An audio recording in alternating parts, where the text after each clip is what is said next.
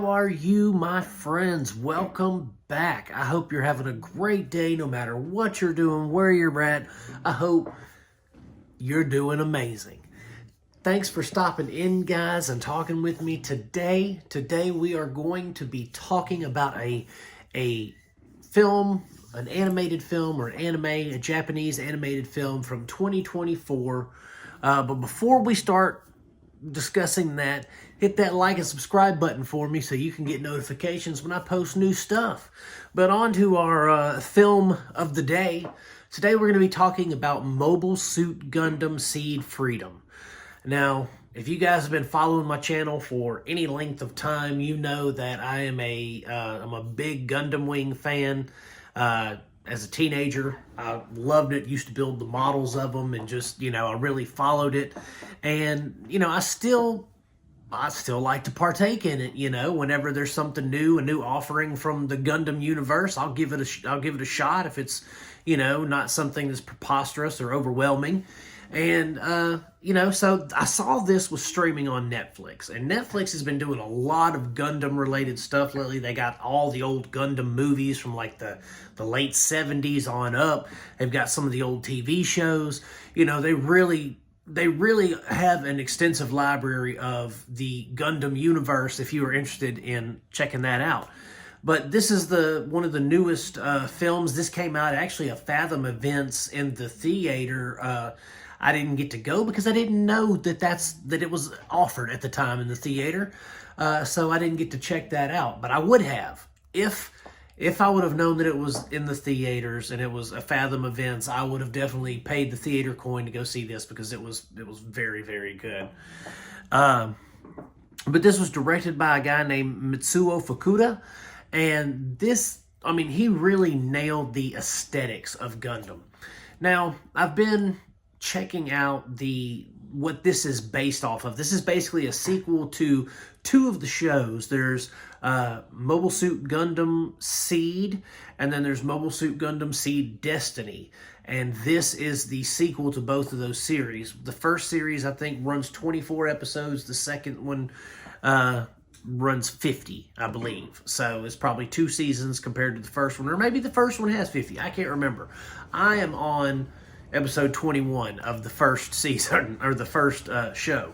So, I'm trying to catch up on my Gundam lore and stuff like that, because when I watched this movie, I realized that it takes place after those shows, because as I've been watching, Gundam Seed, I realized, these names and locations are familiar.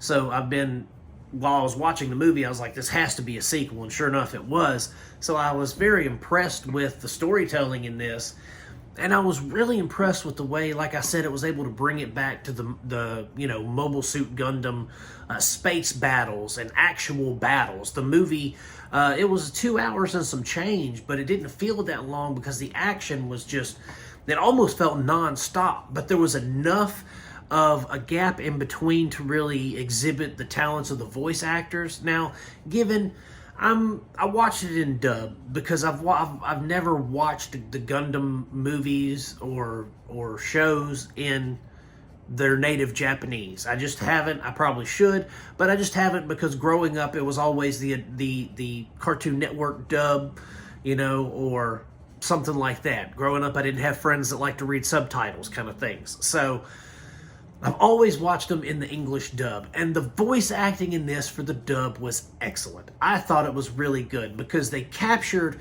emotion. It wasn't just a bunch of high-pitched boys and girls, just reciting lines like some animes are. Like, no, this had soul, this had spirit behind it.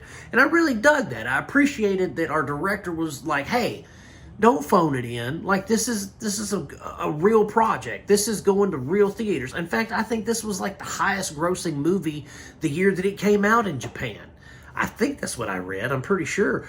But this was, this was a big deal, and it felt like a big deal when I was watching it. It felt like a movie because there were scenes where I'm watching it and they didn't shy away from the horrors of war, if you will. Of course, we don't know what getting trampled by giant robots like, or getting melted by the atomic fire of their laser beams, but we do we've seen the horrors of war in our own lifetimes with, Afghanistan or Ukraine or whatever it is. We've seen these horrors of war, people, fleeing the countries and stuff like that. And so the animation in this was really able to capture that and bring that to the forefront, where you saw the plight of the civilians, not just the combatants, the mobile suit pilots and stuff. Like, you saw the effects of their battles on the citizenry. And I thought that was something that you really haven't seen in a lot of the mobile suit movies and shows, And again, back to the space battles, the last couple of mobile suit shows that I've watched have really dealt with on the ground, on Earth, or wherever, ground battles. Gundams fighting in cities, in the deserts and stuff like that. Whereas, Mobile Suit Gundam Wing back in the 90s, it was fairly a lot of space battles, not a whole lot of ground stuff, if I remember correctly. And so this really took us back to that origins, the aesthetics of space battles, and seeing, when the ships explode, you see the fire rip through the ship and people just get incinerated. I mean, it really was just a highly detailed, beautiful animation that really stood out in a sea of a lot of, let's say, like One Punch Man and Dragon Ball Z, and even other giant robot stuff, Pacific Rim, and live action things like that. Like, this is one of the best Gundam space science fiction films I've seen in a very, very long time. I was very impressed with this. In fact, I want to own it at some point. I'm going to go probably look on Amazon here in a little bit and see if I can find a digital copy, or maybe even a physical copy if it's not ridiculously overpriced. But this is definitely a movie you need to check out. I enjoyed it. If you're a fan of the Mobile Suit Gundam universe, this is something you should give a shot. I highly recommend it. Do you have to watch those two shows before you get into this? Not really. This is kind of a self-contained story. You don't have to see those just to understand this. But it helps. Like I said, I'm only 21 episodes into the first show, but I picked out, names and locations that they were talking about in the movie that the show talked about 20-something years ago.